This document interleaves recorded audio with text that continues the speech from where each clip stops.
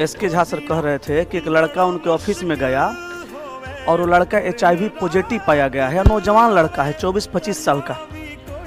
तो लड़का से पूछने पर बता नहीं रहा था कि, लेकिन किसी तरह से वो पूछे तो बताया कि वैसी महिला के संपर्क में वो आया है, एक ऐसी औरत के संपर्क में आया है जो औरत पटना जंक्शन के पास रह करके सेक्स वर्कर का काम करती है। और वैसे लोगों के संपर्क में आने से उसे हो गया HIV बिना किसी प्रोटेक्शन का।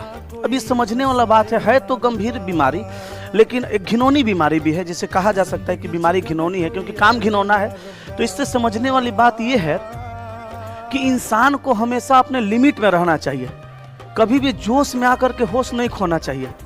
अब समझिए कि इस तरह की हरकत इंसान को इस तरह के घिनौने काम करने से, इस तरह के खतरनाक बीमारी की तरफ लेके जाता है, तो उससे तो बच करके रहना एकदम जरूरी है। और जहाँ तक हम जानते हैं कि ये बात हम लोगों को बताना चाहिए, समाज में सिलेबस में इसको डालना चाहिए ताकि लोग इस चीज़ों से बचें। एसके झा सर ने जो काम किया है वाकई बहुत अच्छा काम किया है, उन्होंने बोला है इस बात को, तो हम भी सोचे कि इस बात को हम भी बोलते हैं। कहीं ना कहीं हम जैसे शिक्षक अगर आवाज़ उठाते हैं, एसके झा सर हमेशा बच्चों के हित में बोलते हैं, हम लोग भी बच्चों के हित में हमेशा बोलते रहते हैं।